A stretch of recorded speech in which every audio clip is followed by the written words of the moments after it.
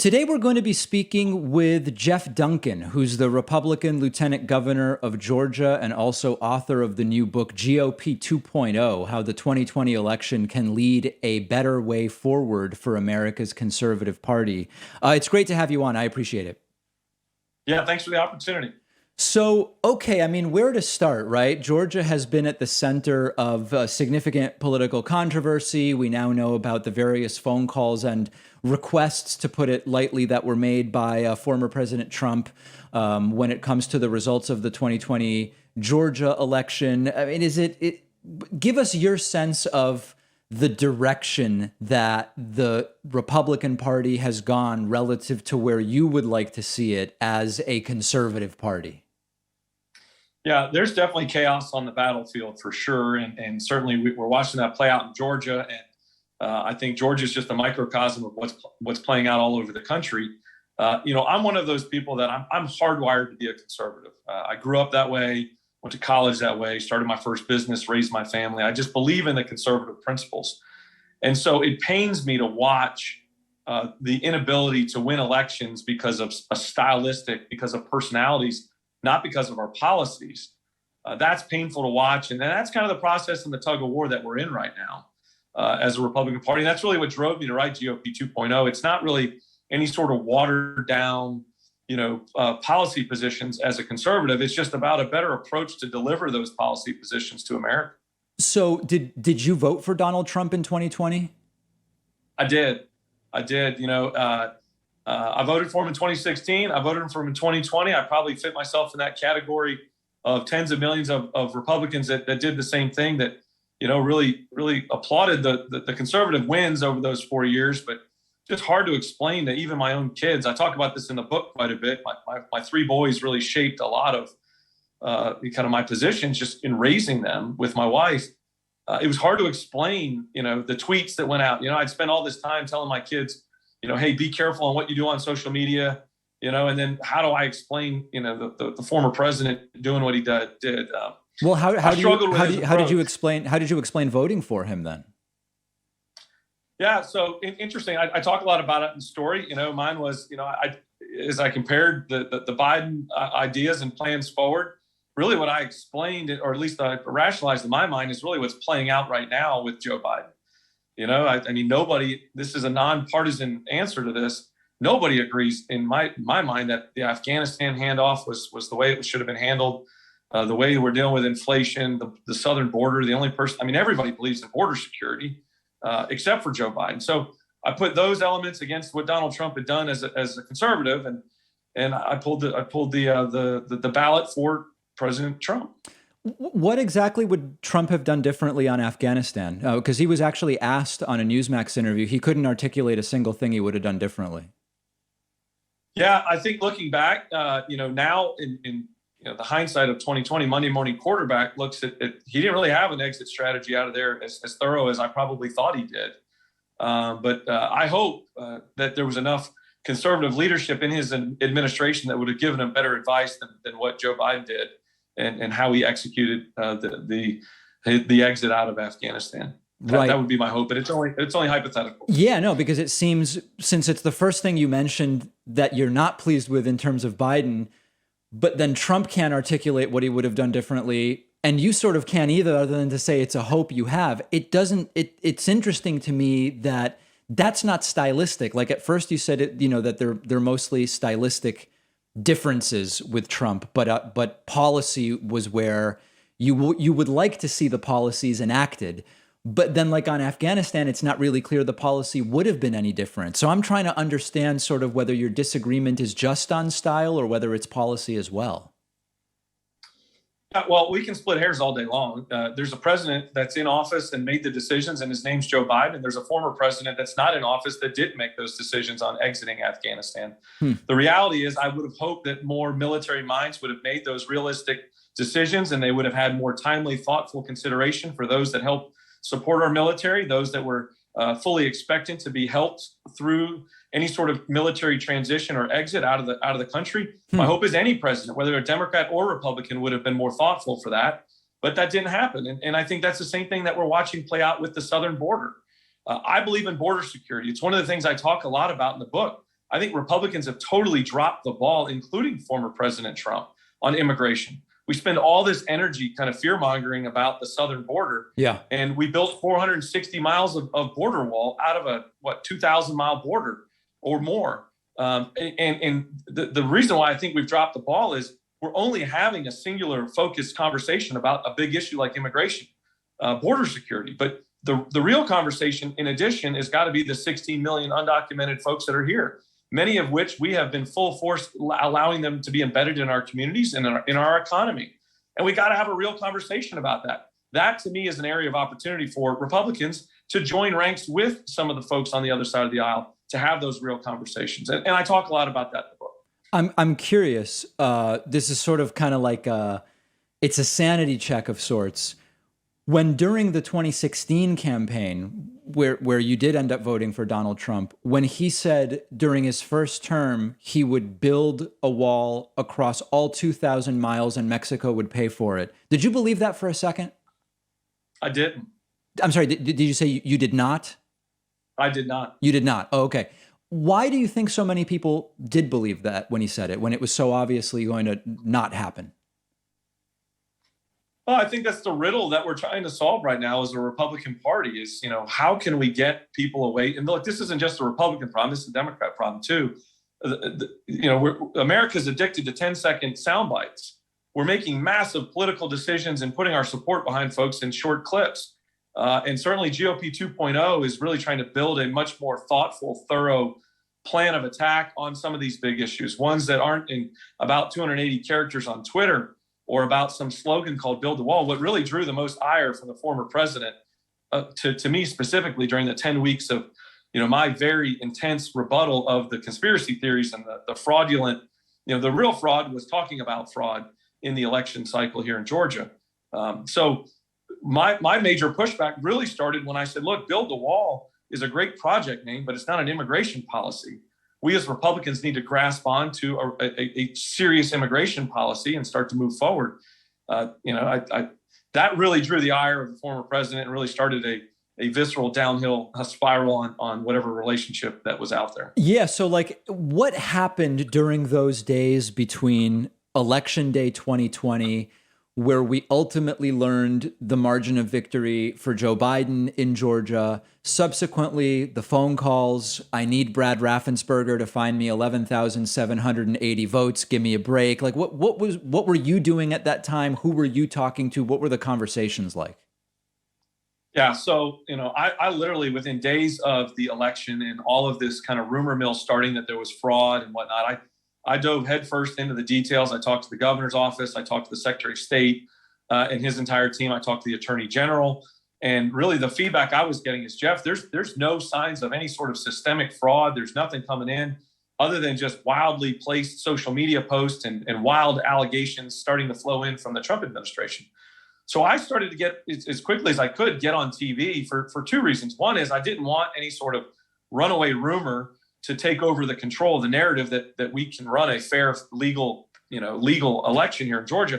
And two, I was trying to protect the runoff process from two conservative U.S. senators that were now engaged in a runoff. And unfortunately, we know how that turned out if you're a conservative. So I hit the TV. I probably did, I don't know what the number is, 60, 70, 80, 100 national television interviews and radio and music or print interviews.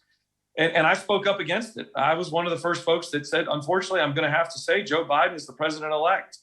And almost instantly drew ire from not only the former president, but also from, people all over the country. We ended up, receiving threats as a family. We had 24-hour security. I mean, it was an intense 10 weeks of, simply, just telling the truth. And one of the surprising things for me was, and one of the motivating factors behind writing the book GOP 2.0 was, I thought I was walking out singing as part of a Republican choir, but the reality was I was singing a solo for far too long when the facts simply lined up that there was no fraud, there was no systemic issues going on. Donald Trump got beat, and he's the one who missed the layup. And as a Republican, I hold him accountable for not doing the things he needed to do to win. Was there behind the scenes any consideration among Brian Kemp, Brad Raffensperger, and other election officials of actually trying to do what Donald Trump was asking to have done? So I'll only speak for myself, and the answer is no. There was no way I was going to move my feet. This job is not worth lying for, and I certainly wouldn't lie to 11 million Georgians. Some of them who wanted, to see the scenario change. But I certainly never heard of any. I never had a conversation with any of the other statewide elected officials that ever appeared to me that they were considering it. But I'd encourage you to get their opinion on that. Sure. So I guess as opinions aside, as far as you know. No, yeah, Georgia. Absolutely. As far as I know, there was never a consideration between the governor, the speaker, the secretary of state, and myself to take into consideration. Because look, there was multiple avenues going at this point. There were, the former president wanted to have a special session to send a different set of electorates. We wanted to have, just all types of different scenarios were playing out that just really weren't feasible. Do you think that the craziness that took place involving these fraud claims between November and the date of the special elections for the Senate, which I think was January 5th, do you think that contributed to both Republican senators losing their races? Yeah, 100%. Absolutely. And it was unfortunate. I don't claim to be smarter than anybody by any stretch of the imagination. I'm just a retired baseball player for the most part, but I could see it coming from a mile away. When they, by default, hired Donald Trump as their campaign manager during the runoff, that was the beginning to the end. Georgians wanted to be reminded of their conservative policies and positions that they stood for. Georgia fell in love with their business acumen and their ability to articulate jobs and national security and all those things that really kind of are the tenets of why we wanted them there and why the governor hand-selected Kelly Loeffler to represent Johnny Isaacson the remainder of his term. They forgot to do that, and unfortunately, Donald Trump got his hooks in them, and just made it all about him and his conspiracy theories. Do you think that Trump's actions in terms of the influence campaign and the phone calls might have been criminal? So I'm not an attorney. I told you I'm a recovering baseball player and entrepreneur. But based on conversations you've had there.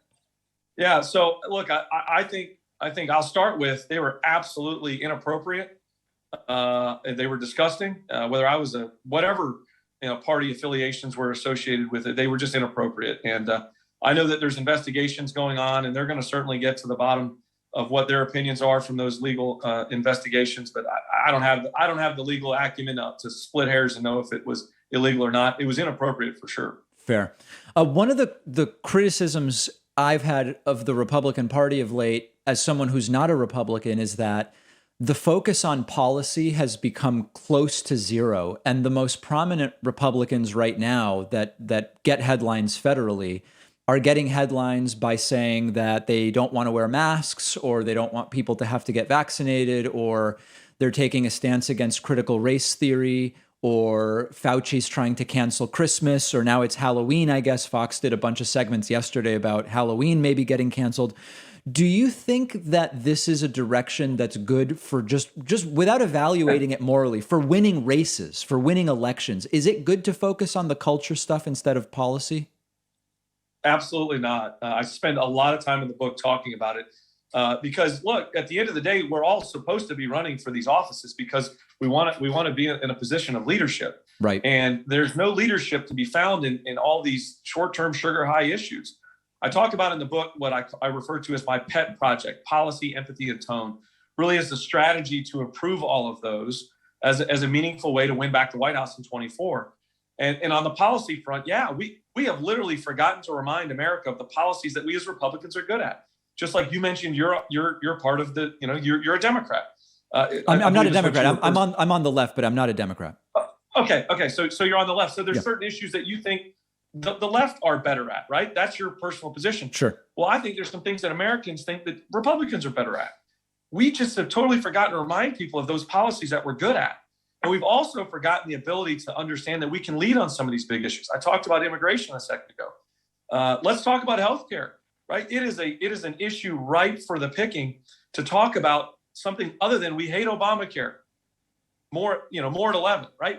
We need to put more on the bone there. We need to talk about how we center healthcare away from the government and onto the small business owners. How do we empower small business owners, who, by the way, are the bulk of the employers in this country, to be able to compete with big companies and with government programs, to be able to offer affordable health insurance to their employees, and to be able to entice people to come to work instead of just going to the mailbox to receive those. There's so many solutions that Republicans can come up with healthcare, but we got to be willing to talk about them, and not these sideshows and these distraction elements and these shiny objects that really kind of just run 2-day news cycles, and then we got to hurry up and find the next one. Yeah, you mentioned 2024 and taking back the White House. Obviously, before that, we have a midterm election in 2022. Do you think that it helps your sort of, I don't know that I call it a side, but your approach to the Republican Party, is it helped or hindered if folks like Marjorie Taylor Greene and Lauren Boebert and Madison Cawthorn get reelected next year? So I don't know. The only person I really know in that mix that I know well is Marjorie Taylor Greene, and certainly if we have more Marjorie Taylor Greenes in Congress, we're in trouble as Republicans. Right. That's a problem, right? Wow. And I certainly have made no qualms about it that I think she's destructive to our state. I think she's destructive to our party. I think a person like her is destructive to our country. And so it's not just enough to get Republican leadership. We got to have the right Republicans that care about the long-term viability of conservative leadership and conservative policies that aren't about little sideshows and press conferences and whatnot. Our tone matters. I talked about the pet project policy, empathy, and tone. Our tone is so important. If simply Donald Trump had a better tone, if down the stretch he kind of became an adult and said, you know what, I'm the leader of the free world, and I'm going to use the next 100 days to really put on display my leadership style. I'm going to take my business resume on how I can coordinate the vaccine distribution, how I can manage international affairs, how I can manage an economy that continues to whipsaw. And y'all just judge me by what I do, not by what I say. Right? Just that better authoritative tone would have made mountains of difference. I think it would have probably won him the election. But of course, he couldn't get out of his own way. And I talk about that in the book with several one-on-one conversations with him in the back of the beast that really kind of led me to see that smell in the air of defeat. You could sense, even as close to the election as 2 days before, Donald Trump came down to Georgia for a rally in Rome, Georgia, and I was there as one of the speakers. And this was eye-opening to me. I spent a lot of time in the book talking about this. I made a statement because I was trying to win the suburbs. I knew where we had to win was convince the suburbs that he was worthy of 4 more years, and I knew it was going to be close. And I made a statement in kind of closing of my 5-minute speech. I said, you know what? Our policies are so good as Republicans, they even help the people that don't vote for us. And I got booed. I literally got booed by a sea of 30,000 Make America Great hats because I was willing to say that our policies are so good they help the people that don't vote for us too. And that was an eye-opener to me that, one, the president was out there campaigning 100 miles away from the suburbs, and two, there was such a visceral reaction to even looking at trying to help the other side or even trying to build bridges or expand the size of the tent, even 2 days before the election. The smell was in the air, not just in Georgia, but all over the country. Yeah, that's a definite red flag. No question there. The book is GOP 2.0, How the 2020 Election Can Lead to a Better Way Forward for America's Conservative Party. We've been speaking with the book's author, Jeff Duncan, who's the Lieutenant Governor of Georgia. Really appreciate your time and your perspective today. Yeah, thanks for the opportunity. I really appreciate it.